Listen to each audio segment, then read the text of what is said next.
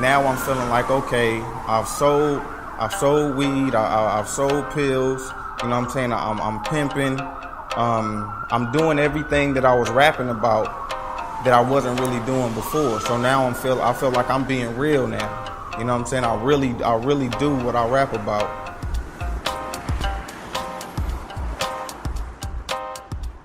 I grew up in Czech, California, real small hood. My mother raised me primarily. My father stayed in Compton, California.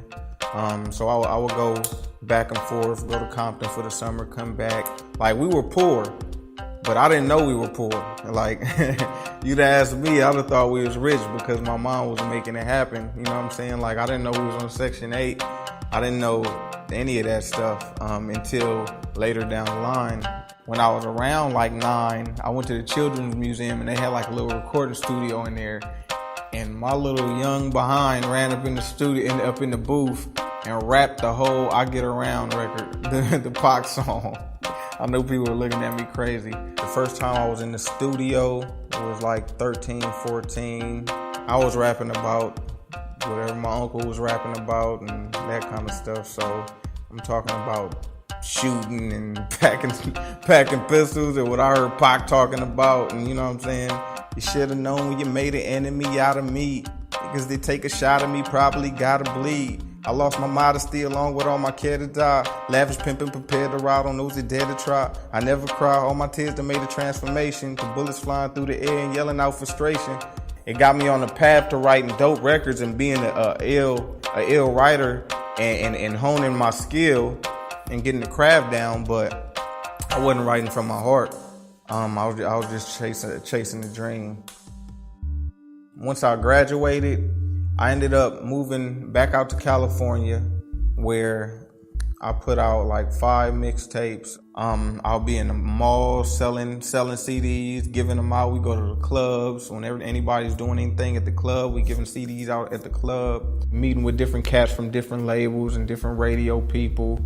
Opened up for Wayne and Jewels when they did that I Can't Feel My Face tour. I wanted everything that I saw in the videos, everything that I saw everybody else having. And you know, that kind of stuff, it makes you not feel good about where you are. So I wanted their life. We were doing illegal stuff to fund the music.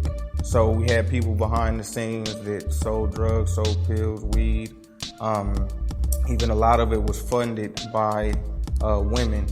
In my mind at the time, since a lot of cats, they use drug dealing as how they got in the game, that was their story.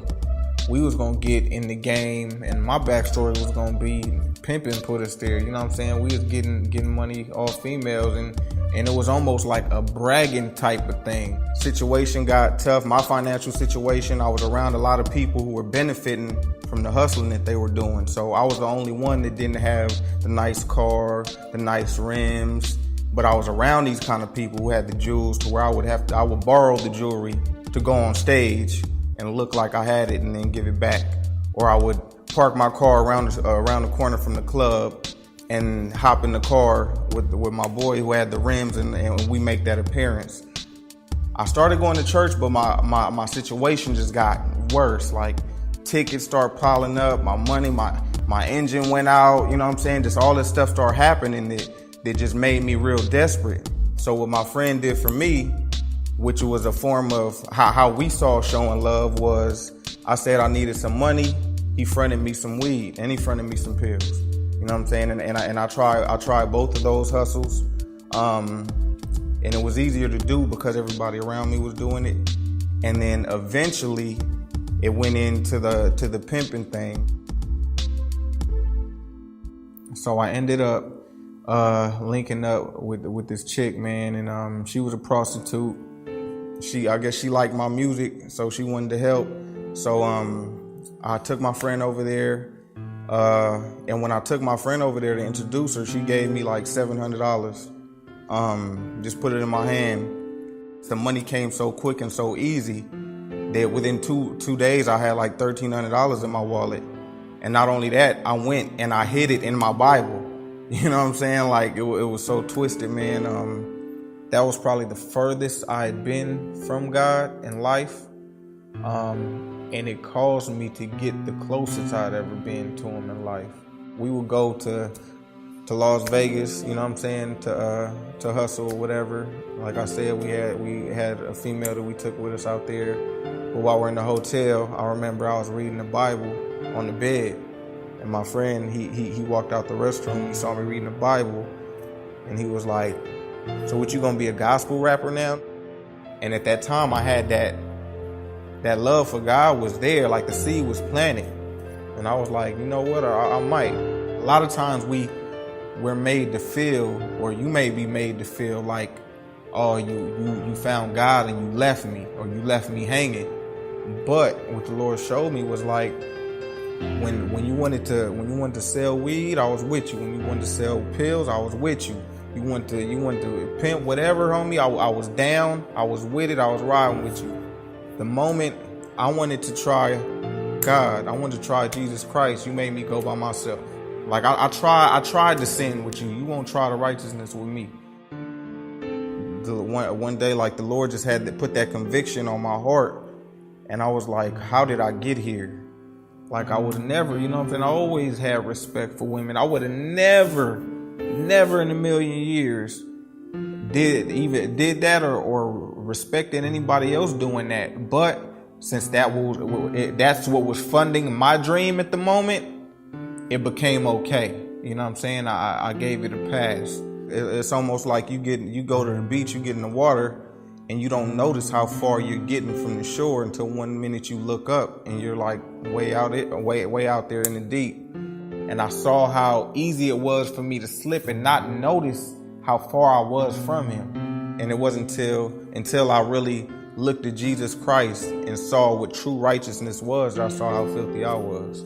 But that was the defining moment, and that's what led to God over money.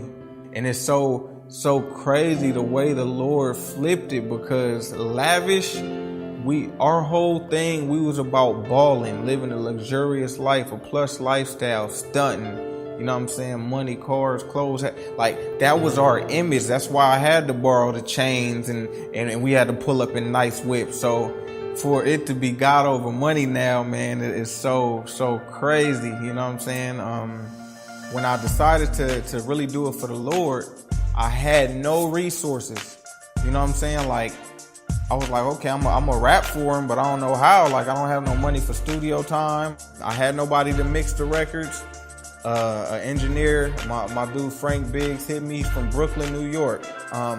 He came out the blue like, yo, whatever you need me to mix, master, I got you, no charge, I'm behind the movement. Boom, that resource came.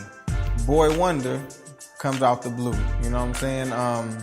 And he's just won 2 Grammys, produced for Eminem, Drake, a lot of different cats. But he comes out the blue, man, like, yo, I'm a believer. I'm a believer, man. I always felt like somebody would come along and do it big for the kingdom, and I believe that you're that dude. You know what I'm saying? So I wanna produce your album free of charge.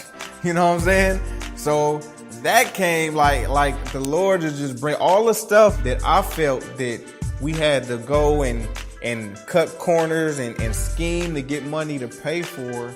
The Lord brought these things without me having a dime. He just sent them my way, and people start coming out the blue. People still coming out the blue. You feel like you have to play by Satan's rules in order to get where you want to go. And then you say, you know what? Forget it. I'm just about to go without it just to follow God. And then God brings it anyway, man. So praise God for that. And now, Tough Love and Parables did good. Just dropped Best of Both Worlds album today. And that's doing well already, man. In my life, like, I got a wife and I got an 11-month-old son, and I'm happy. I didn't know that would be what made me happy. I thought that having that life, that glamorous life is what would make me happy. That was my goal. But the Lord apparently knew that just seeking him and a good relationship with him, that is what would in the end fulfill me. Like, I'm fulfilled now. Learn what love is biblically. Watch Christ, see what love is, and then practice getting that love right and walking it out. I've been there. I fell, I went against everything I stood for. I sold out, you know what I'm saying? So, and I'm not doing it again, period. My name is Bizzle, this was the truth, and I dare you to live it.